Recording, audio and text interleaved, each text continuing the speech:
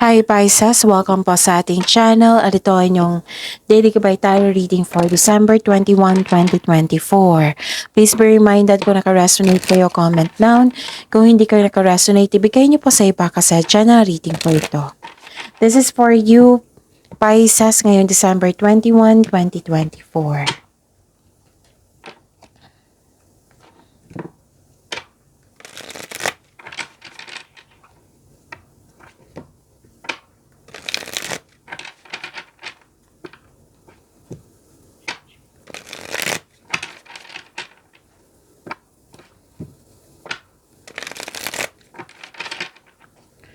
This is for you, Pisces, ngayong December 21, 2024. Maraming salamat po sa inyong patuloy na suporta at maraming salamat din po sa mga hindi nag-skip ng ads. Gamitin ang reading na ito bilang gabay lamang sa mga hindi pa nag-subscribe. Subscribe na po kayo at click bell notification para malaman nyo na may bago tayong video.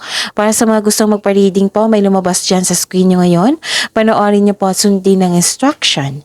Calling the attention sa mga suki ko dito na Pisces, open na po inyong Monthly Gabay Tarot Reading for December 2024. May 6 months from now reading tayo at love life reading po. So message me Pisces for schedule. Maraming salamat po. Spirits Guide, mga ganap po para kay Pisces ngayong December 21, 2024. I need 3 cards po.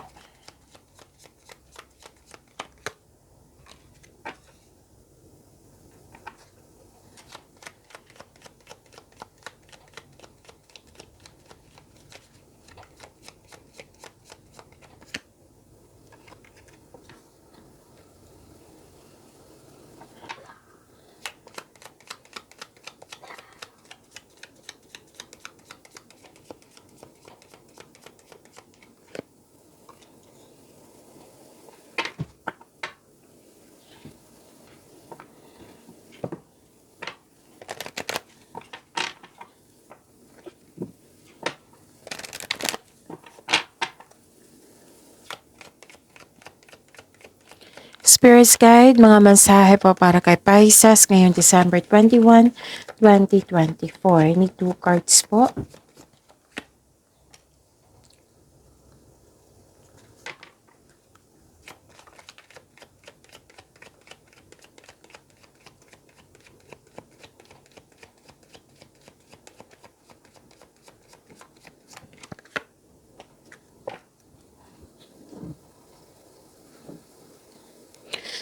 Pisces, ngayong December 21, 2024, may nakita ko ditong power, authority, and protection.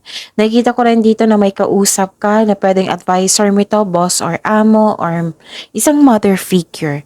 Nakita ko dito nag-uusap kayo regarding sa big business, career, and finances. Mag-ingat kayo ha kasi may isang tao dito na tuso, mandaraya, sinungaling, oo, na may masamang intention sa iyo. Pisces. Pwedeng rivalry dyan sa career and money mo. Pwedeng ganun, rivalry. Tuso, mandaraya, very controlling, basta may ganyan na pag-uugali. Pwede din temptation ito. Lalo na sa mga kumita dito na pwedeng may temptation dito, so iwas po niyan. Kasi temptation is sakit sa ulo. Tapos, pwede din may nagsinungaling sa inyo ngayon. Pwede din na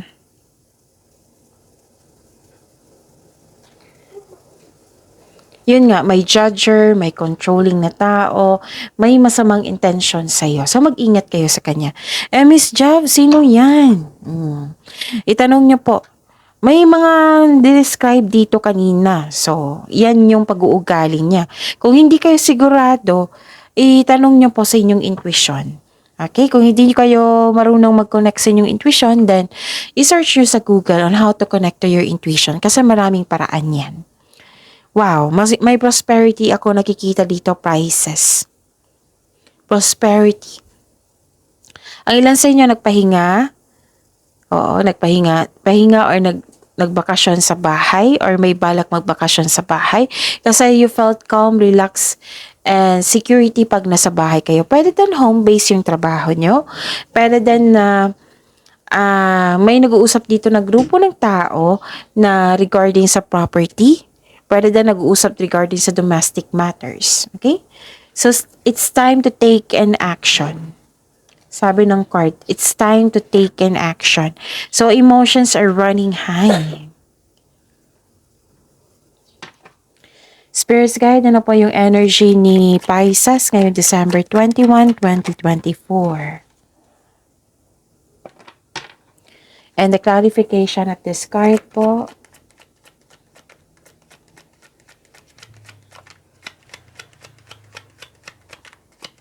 Pisces.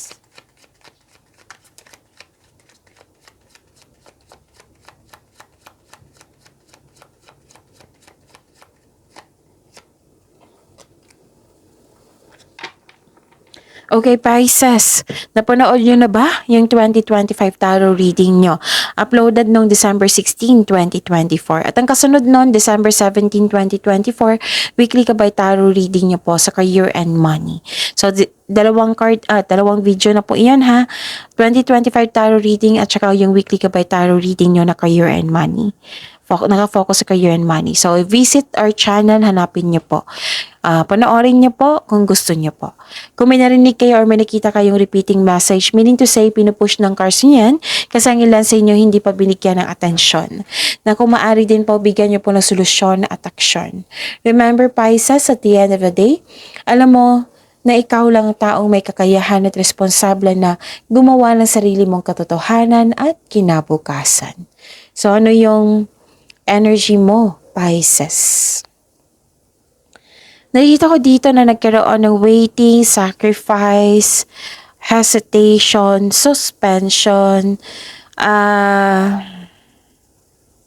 May parating na pagsasakripisyo po or pagsusuko.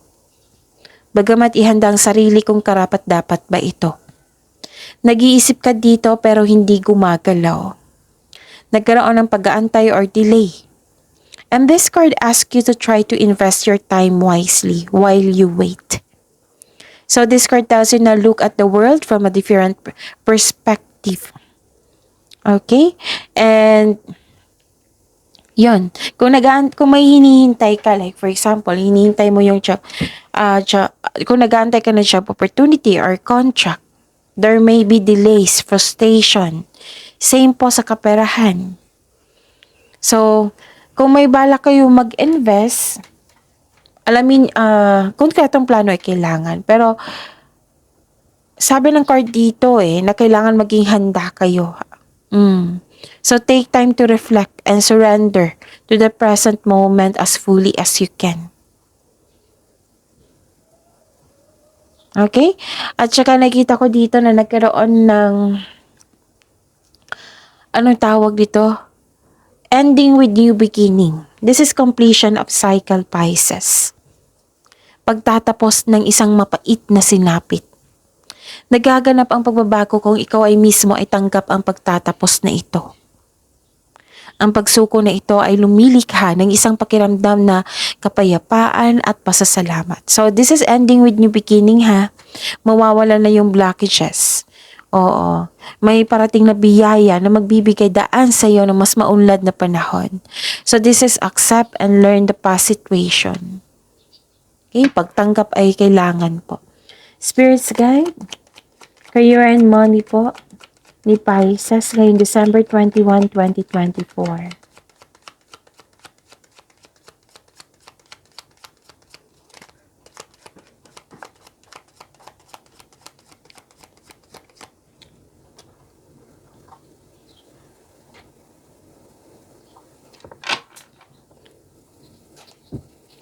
And the clarification of this card po.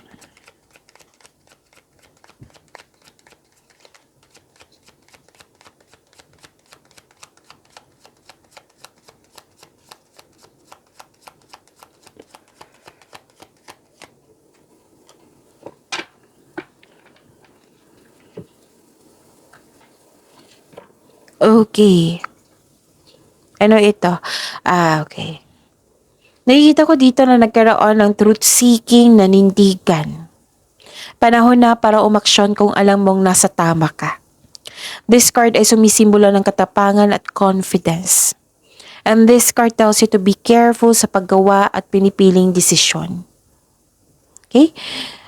Ang pagiging mas paninindigan at nakatuon sa iyong layunin o proyekto ay magdadala ng pagbabago sa iyong trabaho.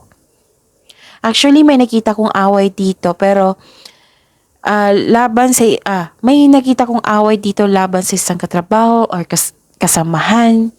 Ihanda ang sarili na ipagtanggol ito sa anumang paraan. Tapos ang tawag nito? Ang mabilis na pagdating ng balita ay magpapabilis ng pagiging produktibo o magdudulot sa iyo ng pagguhin ng kilos. So sa madaling salita, may dumating na bibigyan mo siya ng agarang aksyon. Okay? At nakikita ko dito na you're clinging to the past sa mga nangyari na. Pwedeng nahirapan ka sa pagtanggap sa pagbabago. Nagkaroon ng stagnation. Parang napilitan ka sa pagbabago. Nilalaban mo ang pagbabago. Natatakot ka sa changes. Dahil hindi mo gustong mag-move on. And gusto mong bumalik sa nakaraan. So, masakit talaga ang ending. Nakita ko dito nagkaroon kayo ng anxiety or stress. Hindi mo na alam kung bakit ito nangyari. So ending the situation means new opportunity is coming. A new beginning. It may be uncomfortable pero this card tells you na let go and trust the universe and yourself. Kumbaga, swift change brings you new beginnings. Kailangan ng pagtanggap sa pagbabago po. Okay? You have to let go and trust the universe and yourself also. It's time to take an action. Moving on to Moving forward. Spirit's guide. Love life, self-love, partnership, and romance ni Pisces ngayong December 21, 2024.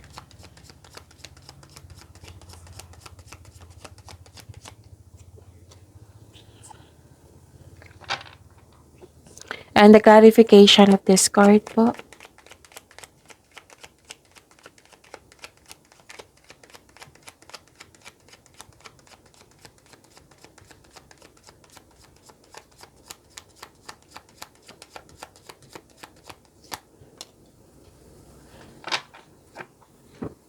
Okay.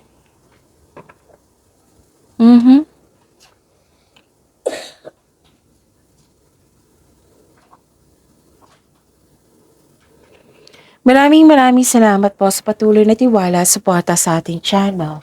At maraming salamat din po sa mga hindi nag-skip ng ads. Na-burnout ka dito, Pisces,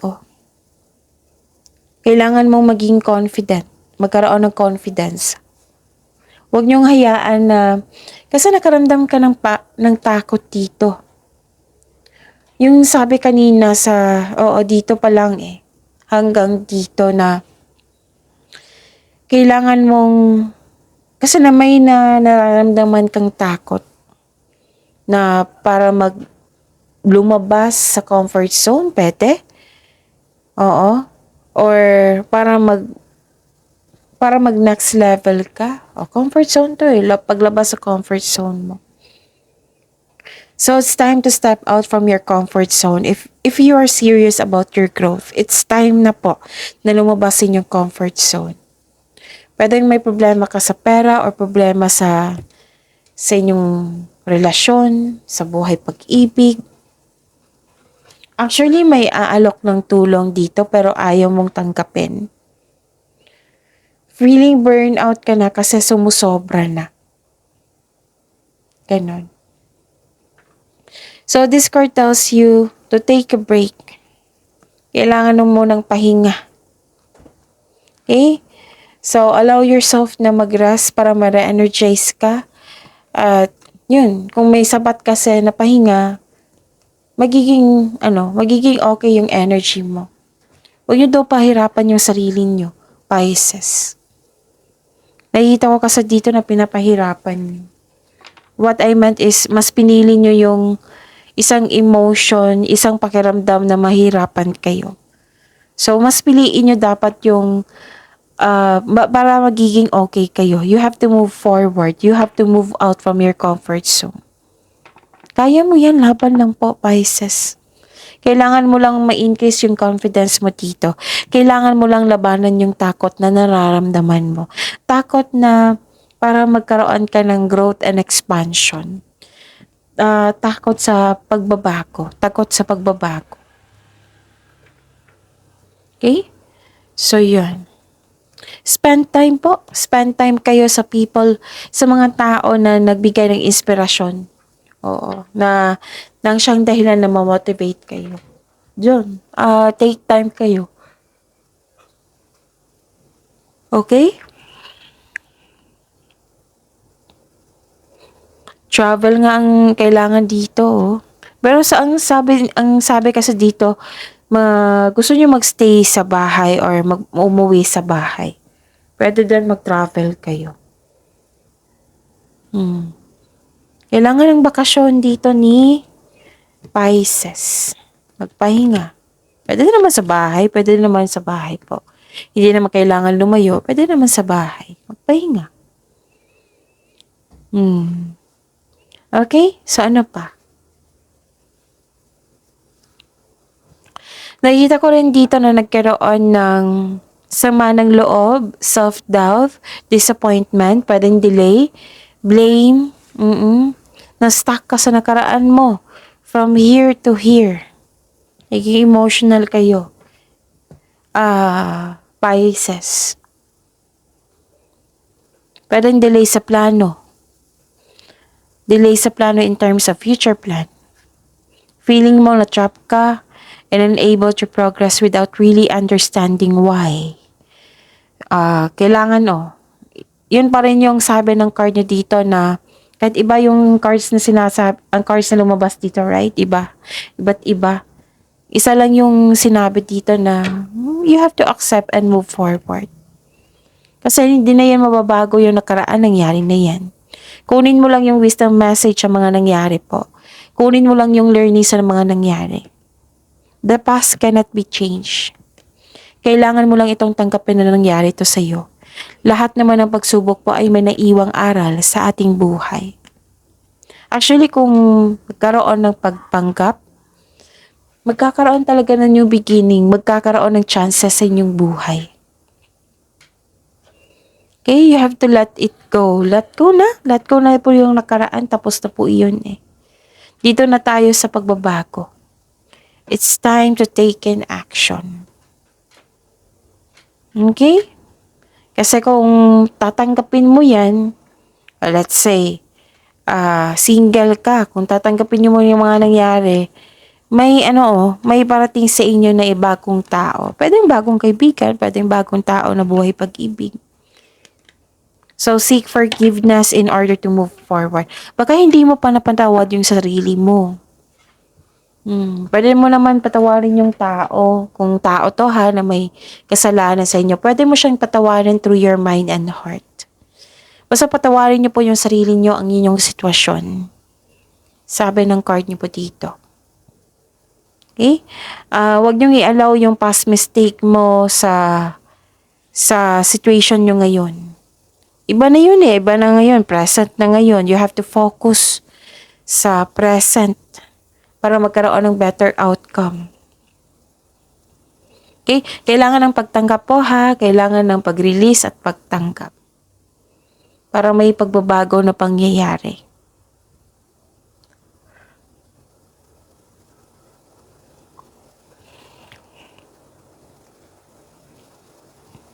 Yun. Dalawang card na palang nagsabi dito na may bagong connection na parating sa inyo, pero kailangan nyo mag-move forward muna. Okay? So, do your best. Kaya yan. Laban lang po, Pisces. Ano pa?